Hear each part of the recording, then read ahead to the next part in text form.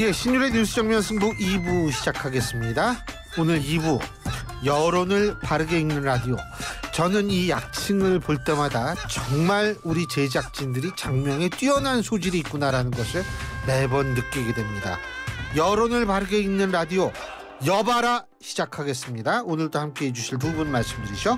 자, 한 분씩 소개해드리겠습니다. 먼저 중앙일보 강찬호 논설위원 나와 계십니다. 네, 안녕하십니까. 예, 그리고 이강윤 전 한국사회 여론연구소 소장 나와 계십니다. 안녕하십니까. 안녕하세요. 예,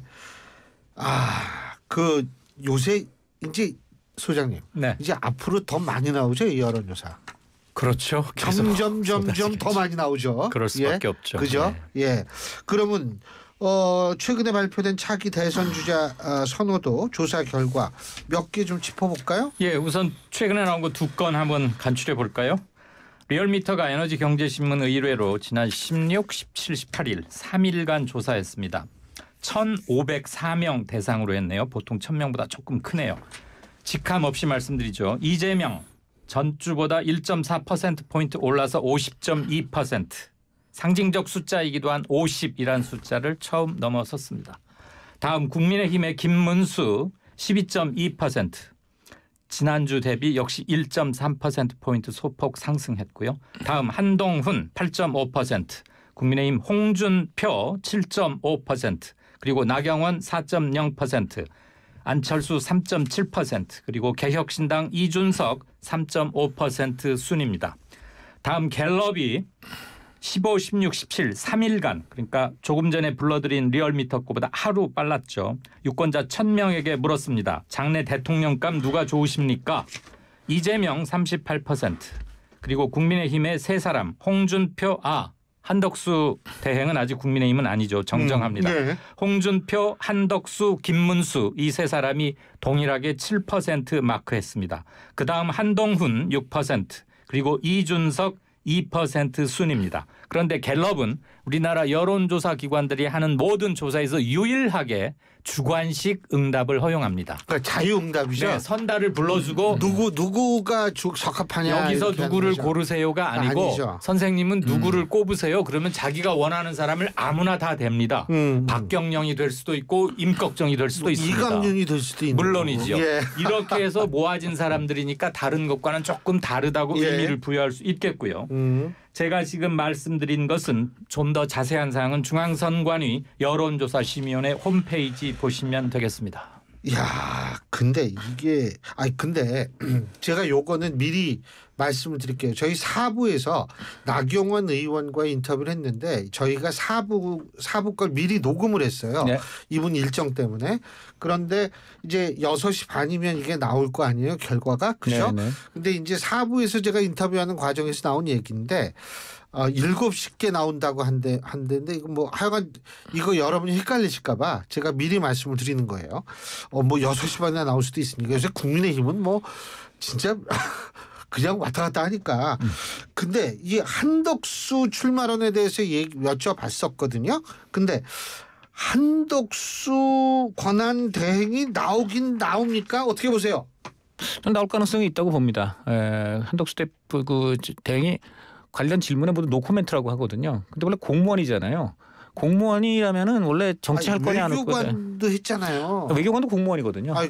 공무원이죠, 외교관도. 그러니까 여기서 말하는 공무원이라는 거는 이제 정치를 하는 사람들이 아니고 국가의 녹을 먹으면서. 은근히 기분 나쁘네 지금. 왜요?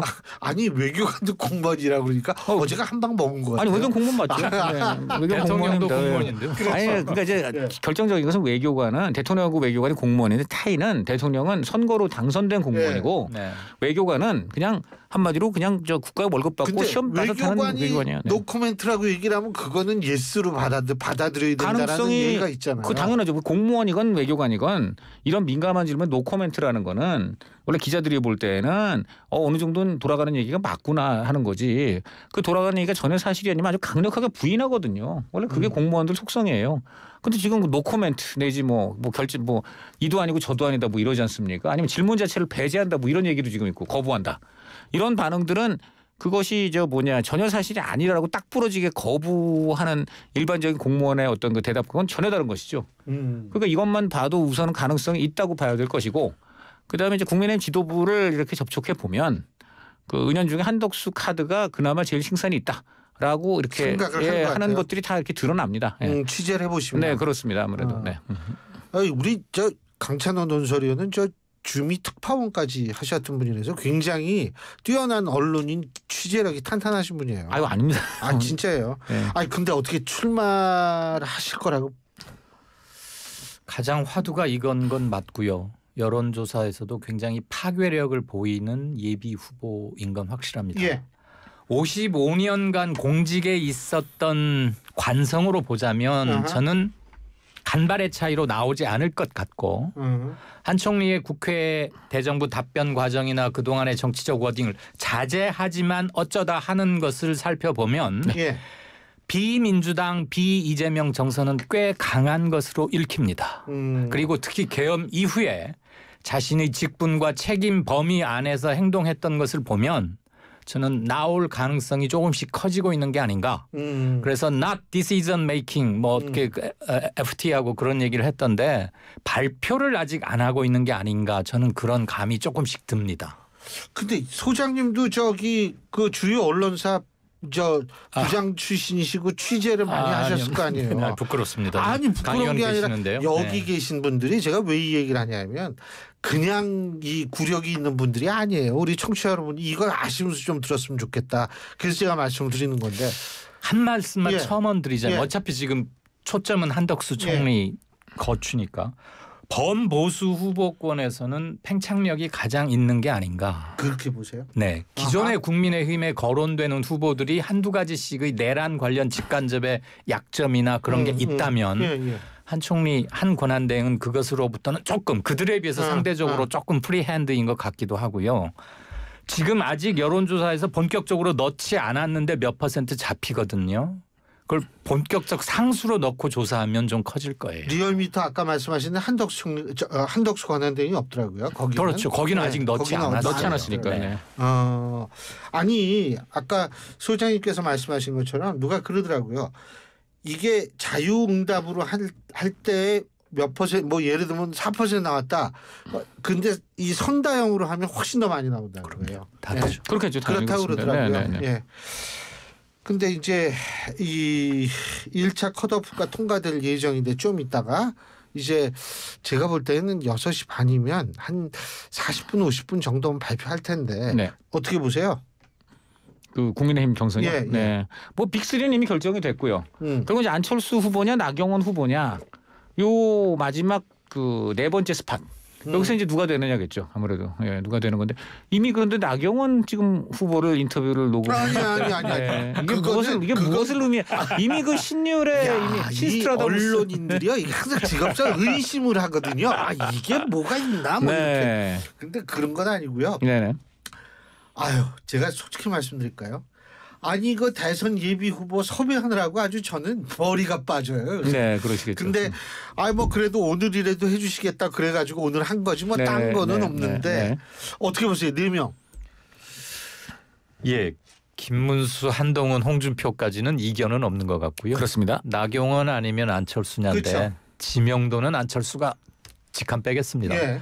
안철수가 좀 우위인 것 같긴 하나 이 여론조사에 응하는 사람들의 정치적 정서를 고려할 때 아무래도 범국힘 내지는 친보수 쪽 사람들이 조금 더 많다고 본다면 그리고 안철수가 국힘으로 시집간 뒤에 당내에 자신의 지지층이랄까 그런 걸 많이 만든 것 같지는 못해요. 지난 2, 3년간. 맞아요. 그렇다고 보면 근소하게나마 나경원이 앞서지 않을까. 한 사람 골라야 되니까. 만약에 그러나 이제 네. 국민의힘 지지층이라도 조금 리얼리스틱한 선택을 한다면 아무래도 그래도 본선 경쟁력은 탄핵을 찬성하고 네. 계엄을 반대했던 뭔가 이런 인물군이 좀 더 있어야 하겠다. 아마 이런 현실적인 판단을 만약에 한다면 전략적 선택. 전략적 선택이죠. 네.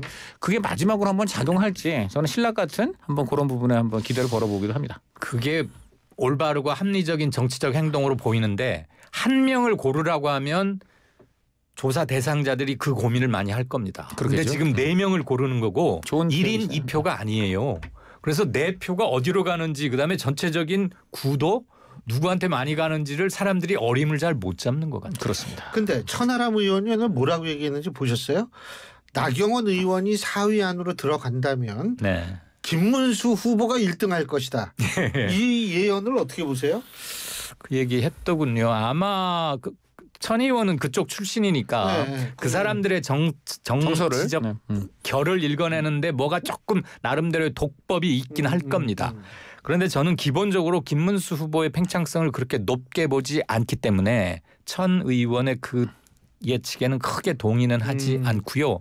한동훈 후보가 의외로 팽창력이 별로 크지 않다는 점에서 그다음에 내란이나 윤석열에 대한 명확한 선긋기나 절연이 이루어지지 않고 있고 아직도 말로는 강을 건너야 한다 어쩌고 저쩌고 하는데 분명한 액션으로 예비 후보자들 예비 유권자들에게 명확히 다가가지 못하고 있기 때문에 천 의원의 그 예측에 저는 섣불리 동의는 안 됩니다. 그러니까 김문수 후보가 그렇게 넘지 못하고 있다 이 말씀이신 거죠. 예. 저도 지금 경선의 한계를 이제 분명히 좀 먼저 지적을 해야 되는데 예. 경선이라는 게 아무래도 국민의힘 지지층, 당원 예. 뭐 이런 분들이 아무래도 이제 주도권을 갖는 이런 장이거든요. 그렇기 때문에 지금 윤 전 대통령하고 진짜 선명한 절연이라든가 이런 거 하지를 못하고 있는 거예요. 그렇기 때문에 저는 이 부분은 결국 본선에 가서 이제 최종적으로 아마 이제 시작이 될 거고 여기서는 제가 볼 때는 뭐 다소 아쉽고 다소 문제가 있더라도 일단은 뭐라 그럴까 그냥 캐치홀 전략 있잖아요. 캐치홀 전략 탄핵도 두리뭉술이하고 그렇다 그래서 본선 우리가 또 그렇다고 윤 대통령 잘못을 인정하지 않느냐 그것도 아니고 뭐 이런 식의 굉장히 뭐라 그럴까 이제 그야말로 이제 밖에서 딱 그래서 김영기고 아니면 어느 거야 이렇게 물을 때 대답을 못한 채 그냥 끝나버릴 경선이다. 저는 이렇게 봅니다. 네.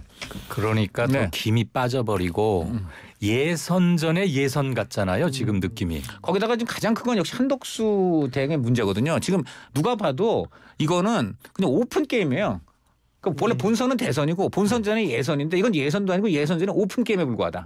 이러다 보니까 이게 지금 이 경선이 김이 빠지는 부분이 있습니다. 네. 지금 오픈 게임이다 말씀하셨는데 만일 한덕수 이 권한대행이 나온다고 가정을 해가지고 무소속으로 이 보수 후보 단일화합시다 이랬을 때 국민의힘에서 뽑힌 후보 물론 지금 현재 김문수 후보는 내가 1등하면 난 한다라고 하지만 다른 후보가 그걸 응할지 그게 문제긴 하죠. 그런데 이번 대선이 굉장히 촉박한 데다가 비이재명 내지는 반이재명 정서가 하나의 코드가 될 수 있다면 윤석열 내란을 조금 뒤로 젖히고 그렇다면은 그 전선에서 이탈하는 사람은 굉장히 핀치에 몰리지 않을까. 그래서 울며 겨자 먹기로라도 한두 유력 후보가 어그리하면 나머지 사람도 따라가지 않을까 그런 생각은 드는 거죠.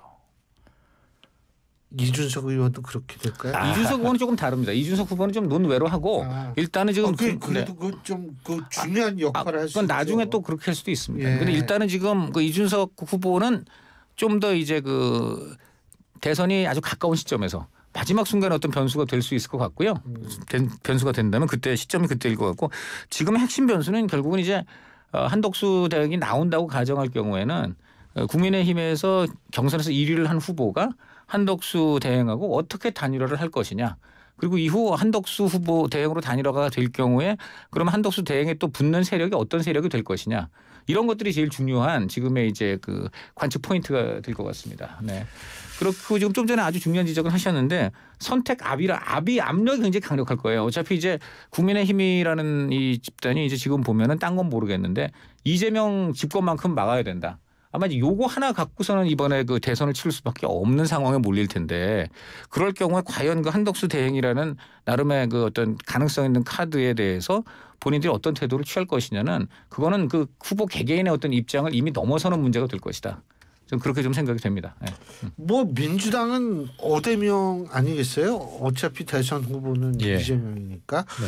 그러니까 이쪽은 사실은 별 관심을 많이 안 두는 것 같아요, 사람들이. 네, 너무 일방적이니까. 네. 이건 지금 사실 저는 제가 볼 때 그냥 경선이 아니고 통과 의뢰 대관식이라고 봅니다. 대관식. 네. 대관식. 그리고 일단 재미도 없고요. 재미가 없죠. 그다음에 앞으로 큰 변동의 여지조차도 보이지 않기 때문에 그게 이른바 네. 1급 민주당? 지금 근데 제가 이재명 김동연 1급화된 민주당의 해피니스일 수도 있고 비극일 수도 있다고 저는 봐요. 이거 그렇게 좋은 건 아닐 겁니다. 그렇죠. 네. 그냥 모여서 또 한 번 자기들의 단합대회처럼 하는 것이 무슨 정치적 이게 컨벤션 효과가 오늘 있겠습니까? 김동연 네. 후보 쪽 얘기를 들어보면 저는 제가 좀 그쪽을 잘 안 들여본 좀 그런 잘못도 있긴 있는데 뭐 보면은 우선 제가 놀란 게 있어요. 지금 이재명 후보가 막 거의 90% 가까운 득표율을 냈다 뭐 이런 보도들이 있는데 지금 아시다시피 두 개의 지금 티어로 경선이 치러지고 있습니다. 50% 당원 투표, 50% 국민 여론조사 아닙니까? 근데 지금 발표되고 있는 건 뭡니까? 당원만 하고 있어요. 이거를 지금 모르는 국민들이 꽤 많으세요. 제가 볼 때는. 그러니까 그냥 한마디로 이런 겁니다. 어떤 학생이 영어하고 수학 시험을 보는데 이 학생은 영어는 좀 잘하는데 수학은 못해요. 근데 영어 성적만 계속 발표하고 있는 거예요. 그 수학은 지금 나중에 한꺼번에 모아서 발표를 하고 있는 이런 거가 되는데 그럼 사람들은 모르고 그냥 저 학생 공부 잘하네. 근데 알고 보니까 수학 점수는 그렇게 안 될 수도 있는데 지금 영어만 계속 그냥 나오고 있는 이런 상황인 거고 여기에 대해서 지금 김동연 대표 후보 쪽이 굉장히 강한 불만을 지금 표시하고 있다고 합니다. 왜냐하면 아시다시피 분명히 지금 시험 2개를 쳤는데 당원만 나오고 있는 거예요. 왜냐하면 오늘 제가 김동연 후보 쪽 관계자 얘기를 들어보니까 자기들이 볼 때는 일반 여론조사 보면은 어떤 여론조사죠. 나중에 이제 인용하시겠지만 뭐 예를 들어 이재명 후보의 50%대로 한다면 여기는 20%대는 나온다. 뭐 이런 것들도 있다고 해요. 그런데 이런 것들이 지금 여론조사에서도 이제 할 가능성이 있는데 이런 건 지금 전혀 없고 그나마 그 당원 투표는 이미 2번이나 발표가 됐고 이제 영남 나오고 할 텐데 그 국민 여론조사는 어저께 시작을 했다는 겁니다. 그래서 뒤늦게 나오고 있다는 거. 이게 하나가 있고 또 하나는 지금 이제 바로 여론조사 업체 문제입니다. 아니 여론조사 업체가 그 원래 작년 그 비명 행사 요 논란이 많을 때 이야말로 비명 행사에 좀 도움을 많이 준 걸로 의심을 받는 업체. 그 업체가 이름만 바꿔서 이번에도 지금 참여를 하고 있다. 그래서 이거는 이제 배제해달라. 어저께 그래서 공식적으로 문제 제기를 김동연 후보 쪽에서 했는데 어제만이 아니고 그 전에도 이미 했다고 합니다. 하지만 그 당 쪽에서는 별다른 대답이 없다가 오늘 보니까 뭐 기왕에 2번이나 한 상황에서 그것은 어렵다. 뭐 이런 식으로 해서 그냥 그 찻잔 속의 태풍으로 또 끝난다는 문제인데 이것도 굉장히 보기가 좋지가 않죠. 왜냐하면 이재명 후보 누가 봐도 지금 뭐 압도적인데 이런 문제까지 이렇게 계속 논란을 이렇게 자초하면서 갈 이유가 있는가 이런 생각이 듭니다. 소장님께서 여론조사 전문가신데 바로 이 문제 어떻게 보세요? 예, 100% 동의하고요. 우선 사실관계는 명확히 규명은 안 돼 있습니다. 네. 그러니까 우리가 공중파 이 방송에서는 팩트가 아닌 거에 대해서는 조심스럽게 그럼요. 말해야 하지만 의혹이나 구설에 올랐다는 것만으로도 저는 이재명 대표나 그를 핵심적으로 옹위하고 있는 그룹에서 자, 이 국면에서 쓸데없는 오해와 구설과 잡음을 키워가면서 그렇게 하지 맙시다. 공정성 시비 내지는 한쪽 후보 측에서 강하게 뭔가를 얘기하면 그거 그냥 받읍시다. 우리나라에서 거기만이 여론조사를 할 수 있는 곳도 아니고 굉장히 많은데 그거 배제하고 합시다. 이렇게 해도 되거든요. 근데 굳이 이름을 바꾸고 한때 무슨 의혹이 제기됐던 것을 그냥 뭉개가면서 이렇게 하는 것은 본인에게도 좋지 않고 이 대표 본인에게도 당에게도 그렇고 넓은 의미의 민주주의의 펼치는 과정에서도 저는 득달 게 없다고 보고 비단 이 문제뿐만이 아니고 선거에 관한 세부 룰을 정하는 데 있어서 강력한 일극이자 슈퍼파워라고 누구도 의심치 않는 이재명 그룹이 좀 관대하고 수용적이면 훨씬 좋을 텐데 왜 저렇게 하는지 갸우뚱하는 사람들이 많고요. 지금 두 당의 경선이 진행은 되고 있지만 김이 빠져버리는 이유가 국민의힘은 예선 전에 예선 같기도 하고 멤버로 참여치도 않는 한덕수에게 모든 초점이 다가 있는 것이고 두 번째 민주당은 보나마나 저긴 뻔한 거 아니야라는 그냥 자타가 다 인정해버리는 거예요. 물론 권리당원 대상으로 한 거지만 90%라는 게 이게 웃음밖에 나오는 거 아니지 그렇죠. 않습니까? 네. 아마 다음 주에 이제 공개되는 여론조사도 뭐 60-70%는 쉽게 넘기겠죠. 그렇다면 이게 총화의 과정이라기보다는 쭉 흘러왔던 관성의 확인 과정이 전체 대선의 큰 레이스, 대선의 메인 게임에 얼마나 폭발력 있게 업 효과를 낼 것인가 그런 점은 좀 생각이 저는 듭니다. 만약 민주당 경선이 지금 그리고 숫자가 그래도 국민의힘은 솔직히 뭐 내용은 너무 없지만 그래도 외형은 뭐 8명 이렇게 8용 뭐 이러는데 거기 네. 뭐 바퀴벌레 될래 차바퀴 될래 물론 이제 제가 이런 그러니까 물어보고 근데 이제 그러는데. 결국은 네. 물론 그 내용을 보면 한심하게 짝이 없습니다만 민주당의 경우는 3명으로 압축이 돼 버린 데다가 김경수 저는 전 지사의 경우에는 전혀 파이팅 의지가 저는 있는지 좀 약간 의심스러워요. 이렇게 쭉 해오시는 걸 보니까 좀 그렇고 그러면 김동연 이제 후보가 나름 이제 여러 가지 정책적인 것도 좀 제안을 하고 지금 이제 여론조사 업체의 문제점도 이렇게 지금 제기를 해서 조금 파이팅을 하지만 이분 하나만으로는 제가 볼 때는 국민이 최소한의 관심을 두기에는 너무 역부족입니다. 작년에 아마 그 민주당 전당대회에 그나마 김두관 후보가 나왔을 때는 김두관 후보가 굉장히 강력하게 그분은 그리고 적극적이세요. 예, 굉장히 강력하게 그때 태클 걸고 해가지고 그래서 그때는 그래도 김두관 후보가 아마 12%인가 얻었을 거예요. 그래서 90% 이상의 득표를 노렸던 그 이재명 후보가 상대적으로 그래도 뭐 보면 어느 최소한의 좀 체면 치레는 민주당이 했네 이런 얘기가 나왔단 말이에요. 근데 이번엔 정말 그런 것도 없어 보이니까 참 이게 좀 그 김이 빠진다 이렇게 말씀드립니다. 지금 말씀하신 듯이 제가 소장님께 한 가지였죠. 그러면 뭐 김경수 후보나 이분들은 왜 나왔을까요? 이거 아니 난 진짜 궁금해요. 네. 본인들이 진짜 될 거라고 생각을 했을까요? 어떻게 보세요? 아마 승산 가능성을 두고 나오진 않았겠죠. 정치인들 출마라는 게 꼭 이길 가능성이 높지 않아도 나오는 수가 있긴 하지 않습니까? 예. 의미 부여가 나름대로는 될 수 있을 것 같기도 하고요.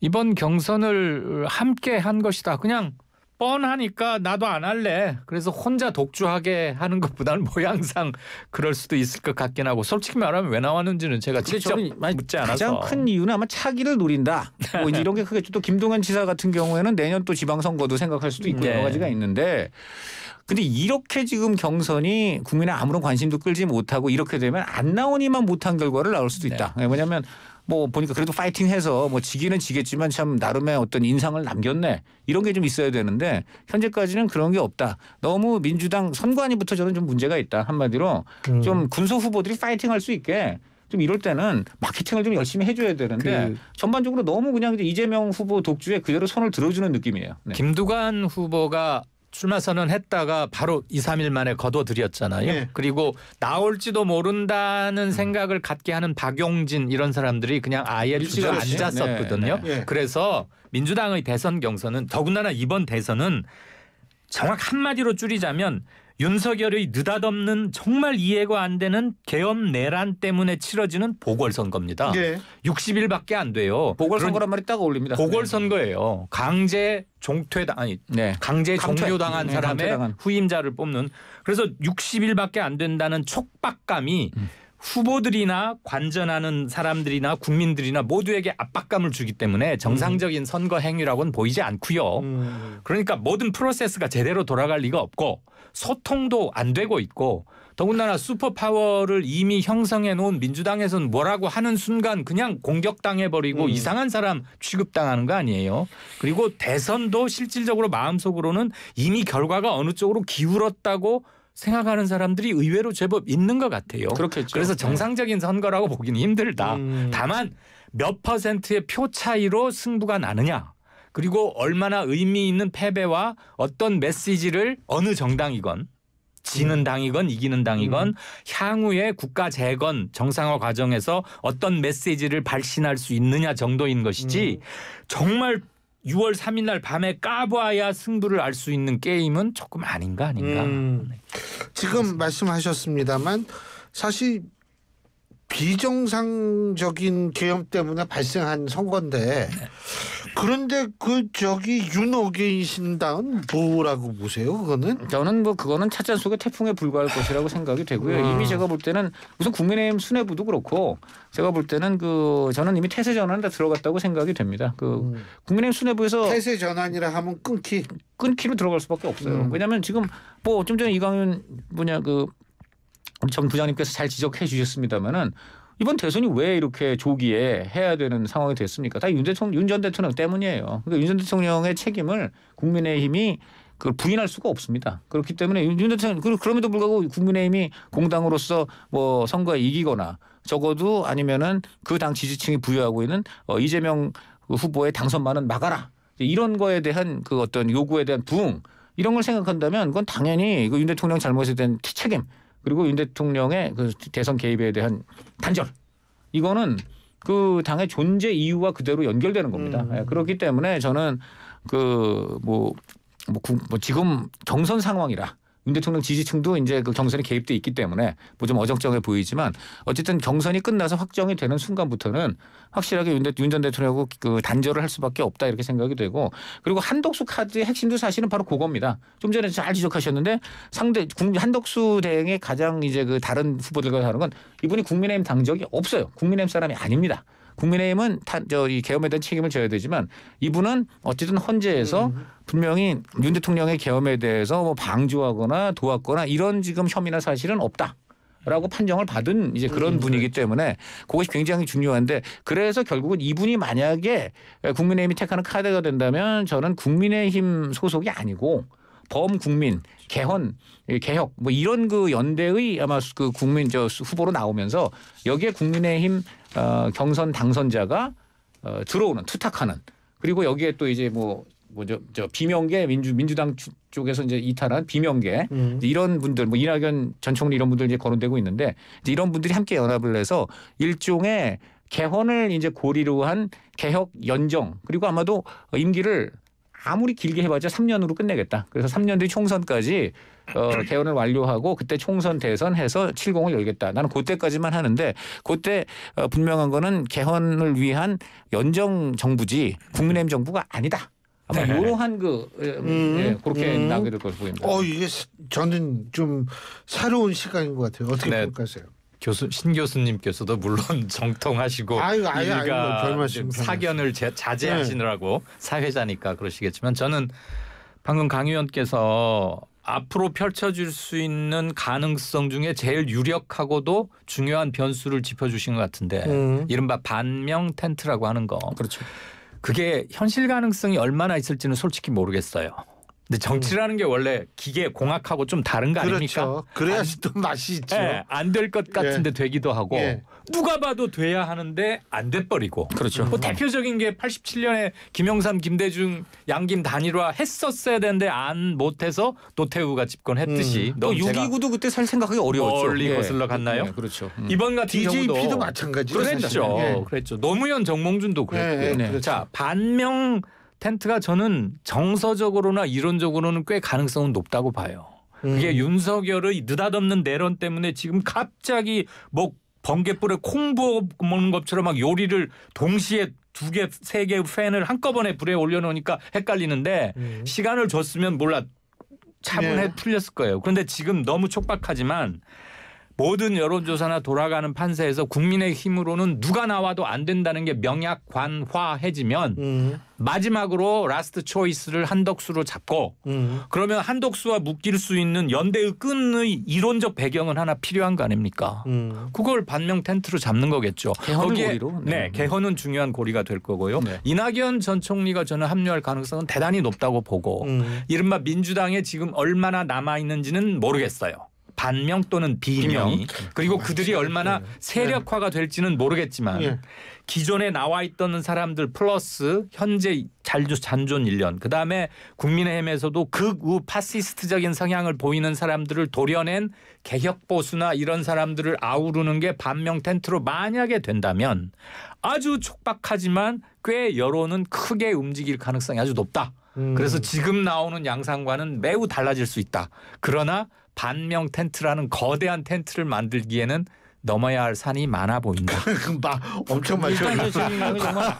원래 정치들이 또 양보 같은 거 안 하죠. 다 머릿속에 차기 총선 공천 당권 뭐 이런 생각이 다 있고 지분 따지기 시작하면 안 돼요. 근데 지금은 그렇게 되면 안 되고 하여간 결국은 이제 반 이재명 정서가 어느 정도까지 결집할 것이냐 이게 있고요. 그거에 따라 한마디만 더 강하게 미안한데 반명 텐트가 형성이 되어 갈수록 이재명을 중심으로 뭉치는 그 역작용도 반드시 있을 거예요. 그래서 현재는 약간 중도의 표 외연 확장력에서 늘 이재명에게 따라붙고 다녔잖아요. 이 퀘스천 마크가. 그런데 저쪽에서 반명 테프가 아주 강하게 나오면 저거 기본적으로 내란과 조금 혼동돼 있고 이상한 거 아니야? 라고 생각하고서 아직 최종 결심을 안 한 사람들 중에 일부는 이쪽으로 더 강하게 뭉칠 수 있다. 결국은 우리가 익히 보아왔던 1대1 대결에 양수렴하는 현상이 나타나는데 이준석이 몇 %쯤을 보이느냐에 따라서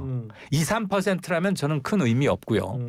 5 내지 6, 7%까지 심상정보다 조금 더 얻는다는 게 있다면 너 때문에 우리가 안 될 수 있어가 압력으로 될 수 있고 그러면 이제 이준석 입장에서는 걔라고 해서 미안해요. 이준석의 이 대표는 자신의 정치적 아이덴티티를 죽여가면서 지금 개혁신당에 나온 거는 반 윤석열 비 이재명 아닙니까? 나의 뉴 세 번째 길을 한번 해보겠다는 건데 그걸 엎을 만한 뭐 명분이 있어야 되잖아요. 반명 텐트에서 그 웰컴 파트를 만들어 줄 수 있거나 근데 그거의 변수는 이준석 예비 후보가 보이고 있는 지지율이 어디까지 갈 것인가겠죠. 관건은 좀 너무 다 정리 잘 해주셨고 이제 일단은 국민의힘이 그 윤석열이라는 산을 첫 번에 넘어야죠. 확실하게 단절을. 근데 뭐 문을 다 열어놓겠다고 이제 권영세 비대위원장이 얘기했는데. 그게 지금 그 얘기예요. 그 얘기가 여기서 비명계까지 다 열겠다는 얘기고요. 그다음 나중에는 이제 이준석, 유승민 뭐 이런 사람들 다 열겠다. 뭐 이런 게 그게 깔린 얘기가 그 얘기입니다. 지금 권영세 대표가 한 얘기는 그거고. 그런데 이제 중요한 거는 여기서 하여간 권영세 지금 위원장이 리더십을 잘 발휘를 해야 되는데 분명히 단호하게 윤석열 전 대통령에 대해서는 뭐 우리가 안타깝고 뭐 개인적으로야 다 그렇지만은 이건 잘못하신 거기 때문에 저희가 확실하게 절연을 하겠다.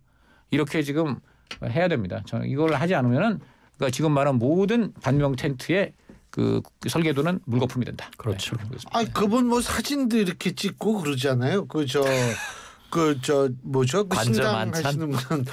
네, 근데 사진도 찍고. 네, 근데 이제 국민의힘이 잘해야 돼요. 결국 국민의힘이 결국은 이런 얘기를 해야 되는 거죠. 지금 다 좋은데 정말 이러다가 이재명 그 후보가 당선이 돼가지고 뭐 그러면 여러분들이 그렇게 좋아하는 윤석열 전 대통령 영영 이제 뭐 살아날 길도 없게 되고 정말 이런 걸 바라시느냐? 뭐 이제 이런 식까지도 아마 이제 어떤 레토릭을 구사해서 설득도 하고 선을 확실히 그으면서 그리고 중요한 건 본인들이 이번에는 절대 주역이 되면 안 됩니다. 주역이 되면 안 돼요. 수도 없죠. 그 아까도 얘기했듯이 한덕수 카드를 한다는 것도 뭐 비명계 민주당을 포함해서 전체적으로 정계 개편과 거기에 미랄이 되겠다. 이러한 그 마인드로 가야지. 그 본인들이 여전히 무슨 정권 재창출에 턱도 없는 얘기고요. 말이 안 되는 얘기죠. 말도 안 되는 얘기예요. 너무 충격이 크기는 컸죠. 네. 그 비상계엄. 그럼요. 정계 개편을 해야 된다. 저도 그 계엄 날 밤새고 혼자 집에서 술 먹었어요. 근데 그 다음 날 아침에 수업인데 정신이 말짱하더라고요. 그게 사람이 각성된 상태라는 게 참 무섭다는 걸 제가 그날 느꼈는데 그렇습니다. 너무 기가 막히고 너무 겁나고 너무 충격적이어서 우리가 8년 만에 지금 탄핵을 두 번째 겪는 맞습니다. 거 아닙니까? 예. 근데 요번 걸 겪어 보니까 박근혜 탄핵 사유는 정말 뭐라고 표현해야 될까? 정말 순하고 약했다. 너무 순했다. 단어 잘못 고르면 큰일 나는데 애교 뭐라고 해야 되죠? 아무튼간에 맞아요. 완전히 차원이 달라요. 너무 완전히 다르죠. 그리고 그 사실. 충격이 너무 커서 국민의힘은 말 한두 번으로 절연한다고 해서 국민들이 쟤들 절연했구나라고 읽어주지 않을 겁니다. 그만큼 계엄의 충격이 큰데 행동으로 지금 볼 수밖에 그럼에도 계속 사과하고 절연한다고 말을 해야 되고 실질적으로 끊어내야 되는 것이고 극우 파시스트들과 완전히 결별을 하고 나서야 다른 정치적 제안을 할 수 있는 것이죠. 국민의힘이. 원칙대로 하면 말이에요. 4월 2일 날 서울 구로구청장 보궐선거가 있었어요. 네, 맞아요. 국민의힘 자당 소속 구청장이 보선의 원인을 제공했다고 해서 당원 당규에 따라서 후보 안 됐습니다. 그러면 국민의힘이 당원 당규가 고무줄이 아니라면 이번 대선에 국민의힘은 후보 내면 안 돼요. 왜 구청장에는 후보를 안 내고 대통령은 냅니까? 아마 그런 차원에서 한덕수 카드가 운영되고 있는 것 같습니다. 사과부터 해야 되는 거예요. 이게 돌고 돌으면 한덕수 권한 대기네요. 예. 아니 근데 어쨌든 이제 조금 있으면은 4강은 밝혀지는 그렇겠죠. 거고 이 4강이 밝혀지면 제가 볼 때 뭐 이게 그 앞으로 전국에 이게 뭐 큰 의미라기보다는 좀 어떻게 정리 좀 단초가 될려나 모르겠어요. 민주당은 뭐 계속 뭐 이재명 후보 독주체제로 갈 거고 당연히 그렇겠죠. 그 참 아니 요새 이렇게 돌아가는 거 보면 참 이걸 재밌다 그래야 되나 흥미롭다 그렇게 표현할 수도 없는데 하면 정신이 비극이죠. 없어요. 한국 정치 비극이고요. 저 좀 전에 굉장히 저는 중요한 거. 어떻게 보면 네? 콜드플레이 있잖아요. 아티스트? 아티스트 우리나라 와가지고 그랬던 거 아니에요? 어떻게 내가 올 때마다 한국 대통령이 없냐고. 예. 아유, 예, 두 분 말씀 오늘 여기까지 듣죠. 오늘 아주 진짜 흥미롭고 재밌었습니다. 고맙습니다. 네, 감사드립니다. 고맙습니다. 예, 지금까지 이강윤 전 한국사회 여론연구소 소장 그리고 중앙일보 강찬호 논설위원 두 분과 함께했습니다. 나의 놀이터가 되어준 소파도 알고 보면 다우닝.